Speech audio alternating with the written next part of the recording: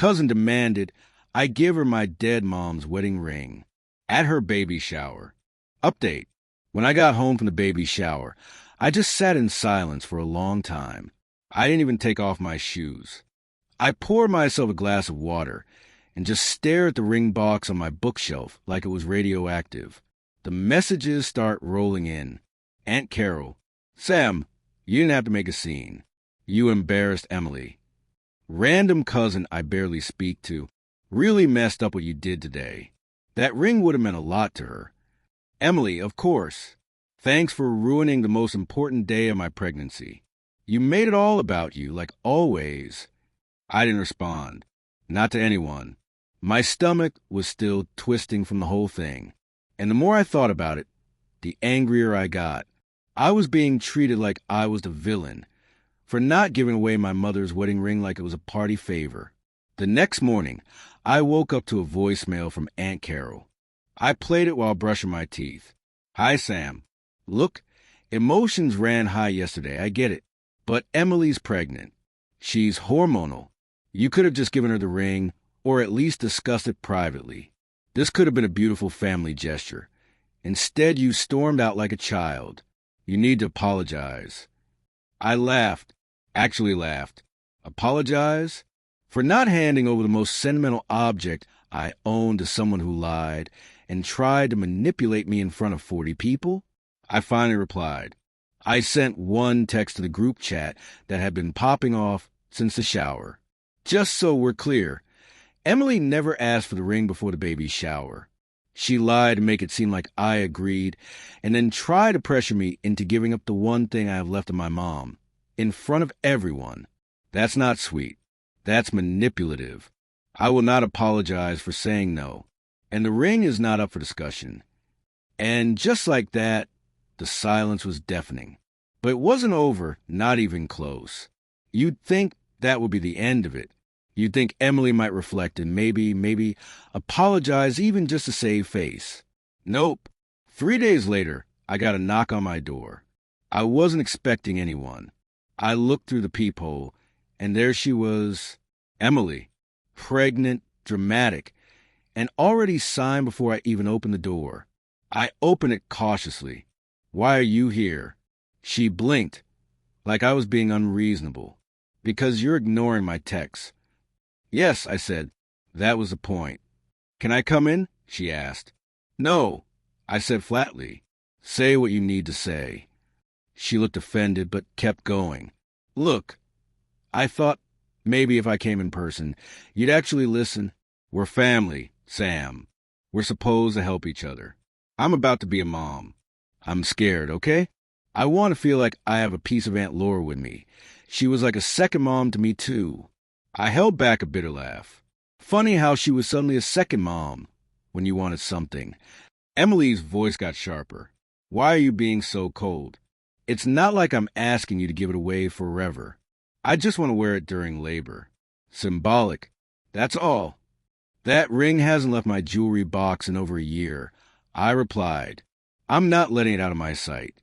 And definitely not to someone who tried to guilt me into handing it over in front of a crowd. Emily crossed her arms. You're making this harder than it needs to be. No, I said, voice low. You made it harder when you lied. Then, and I will never forget this moment, she looked me dead in the eyes and said, I deserve that ring more than you. You're not even married. You'll probably never use it. My jaw actually dropped. She just stared like she dropped the mic. You need to leave, I said. Sam. Now. She muttered something under her breath, something like selfish be asterisk tisich, and turned on her heel. I locked the door behind her and sat down, shaking. Later that evening, I got a call from Grandma. She rarely calls unless it's important. She's old school like that. We usually talk once a month, nothing dramatic. But this time her voice was tight. Serious. I've been hearing some things, she said. I'm sure you have, I replied. She sighed. Emily came to see me. She was crying, told me she begged you for the ring, and you threw her out of your house. That's not what happened, I said, and I told her everything, start to finish. When I finished, there was silence on the line. Then she lied to me, too? Yep. And then my grandmother said something I didn't expect. Keep the ring close, sweetheart. Some people only show their true faces when they're denied what they feel entitled to. That hit me hard. Grandma's not usually poetic. I think she knew. She always did see through Emily's drama, even when she tried to play innocent. And for the first time, I felt a little less crazy, a little more justified. Within a week, the family was totally divided. Some, like Aunt Carol, were still demanding I apologize for the drama. Others, like Grandma and my cousin Lily, were fully on my side, saying Emily's behavior was manipulative and childish. One uncle actually messaged me privately saying, "That ring is yours. Don't you dare give it to anyone."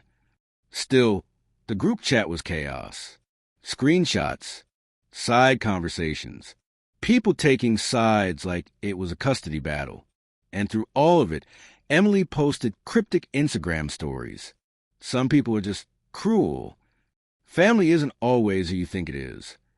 A blurry photo of her baby bump with the caption, "This little one deserves better energy around them." Passive-aggressive, 100%. She never mentioned my name, but it was obvious who she meant. About a week later, I got a package at my door. No return label. Inside, a pastel yellow envelope with the words for the baby in gold letters. A card that said, "Maybe this will change your mind.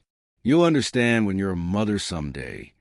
And inside, a small silver chain necklace with a cheap heart-shaped locket. The implication? I could keep this junk instead of my mom's ring, and let Emily have the real thing. It was insulting on so many levels, I just sat down and stared at it for 5 minutes, wondering if I'd hallucinated the whole thing. I threw it away. Then I blocked her. On everything. But here's the thing. I'm not sure it's over. Emily is the kind of person who does not let go. And part of me worries that when the baby comes, she's going to try again, maybe spin it as, can the baby have something from Aunt Laura, or worse, try to guilt me into handing it over as a christening gift. And the worst part? Some of my extended family would probably agree with her. Now I'm here again, sitting on my couch, the ring safely tucked away in a hidden box inside a locked drawer. Reddit, what should I do next? Should I cut her off completely? Should I try to explain again, maybe to the rest of the family? Or do I just wait for the next storm to hit and hold my ground when it does? Update. It's been a couple of months since Emily showed up at my door, since I blocked her, since I threw out that tacky necklace she sent in some deranged attempt to trade for my mom's ring. I wish I could say things settled down, that time and distance smoothed things over. But no, if anything, it was just the calm before the next storm. Emily gave birth last week. A little girl. I found out from Instagram. No text, no group message, not even a generic announcement. Just a heavily filtered photo of her in the hospital bed, full glam, baby swaddled in designer blankets, with a caption like, "Welcome to the world. Little Lila Rose, you are already so loved by those who matter most." Those who matter most. Another jab, obviously. I didn't comment. I didn't like the post. I just stared at it and thought, you brought a child into this world, and you're already using her for petty digs? I told myself I was done. Let her play the victim online. Let her tell whatever version of the story makes her feel better. I had peace. I had boundaries. But of course, she couldn't just leave it there. A few days after the baby announcement, I got an email. Not a message. Not a call. A full email with a subject line. "One last try, for Lila's sake." It was from Emily. Here's a snippet, word for word. "Now that I've become a mother, I understand your connection to your mom's ring. Truly, I do. I feel closer to Aunt Laura just knowing that she once held something so beautiful, so full of love and history. That's why I want Lila to have it. To wear it when she's older, to carry that legacy into the future. Please reconsider. I'm not asking for me anymore. I'm asking as a mother. And here's the kicker.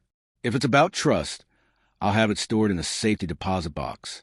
I won't even touch it until Lila is old enough to appreciate it. This isn't about me being entitled. It's about giving her something meaningful that connects her to the amazing woman who shaped both our lives. She signed off with, "Think about what Aunt Laura would have wanted."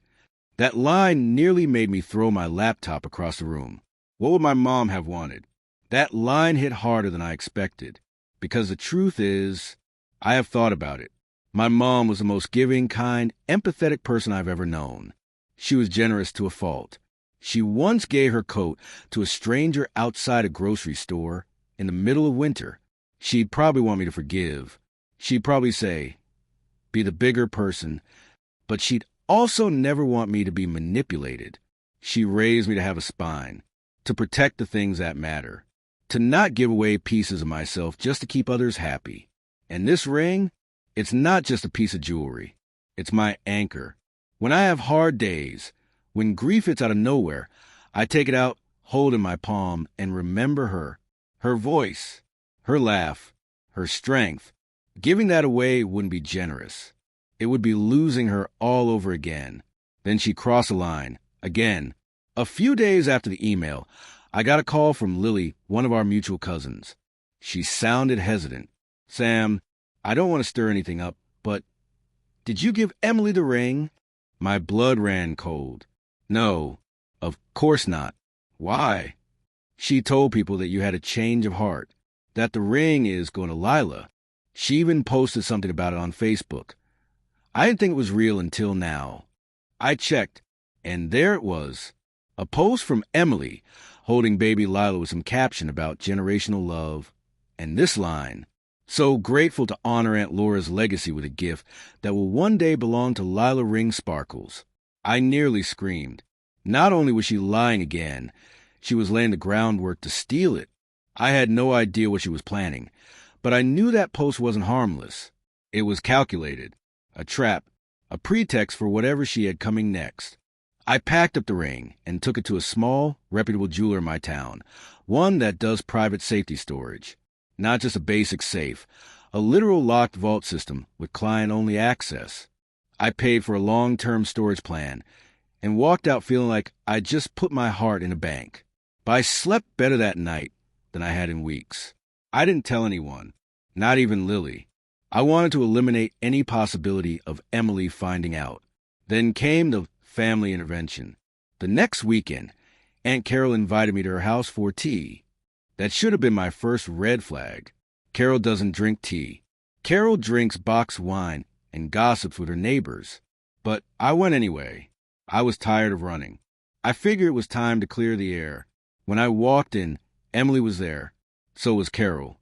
So was Uncle Pete. Even a couple of cousins. A full-on intervention squad. I didn't sit. Emily launched right into it. Teary-eyed, voice trembling, like a soap opera star. "Sam, I'm begging you. I don't want to fight. I just want to give my daughter something special. Something from our family. Something from your mom." Aunt Carol chimed in. "Don't be so rigid. You have no idea how meaningful this could be." I asked calmly, "Did you tell people I gave you the ring?" Emily sniffed. "I said you're considering it." "No," I said. "You said, publicly, that the ring was going to Lila. That's a lie." Silence. Then Emily snapped. "I knew you'd twist this. You've always been jealous. You don't have a partner. You don't have a family. You don't have anything. And you're clutching that ring like it's going to magically make you whole." That hurt more than I want to admit, but it also gave me clarity. I took a deep breath and said, "You're right. I am holding on to it like it's precious. Because it is. To me, that ring is the last physical connection I have to my mother. It's not a family heirloom. It's not a symbol for you to use in your maternity photos. It's mine, and it will never be yours." Then I walked out, again, and this time, I didn't cry on the way home. Since that day, I've gone full no contact with Emily and Aunt Carol. I've removed myself from the family group chat. I blocked Emily's number on everything. I even spoke to a lawyer friend who told me I could send a cease and desist if she tried anything further, especially if she makes public claims about the ring again. Lily told me later that Emily collapsed sobbing after I left, but no one else said a word. Apparently, the whole room was split, half uncomfortable, half annoyed she'd escalated things again. So where am I now? Honestly, I'm okay.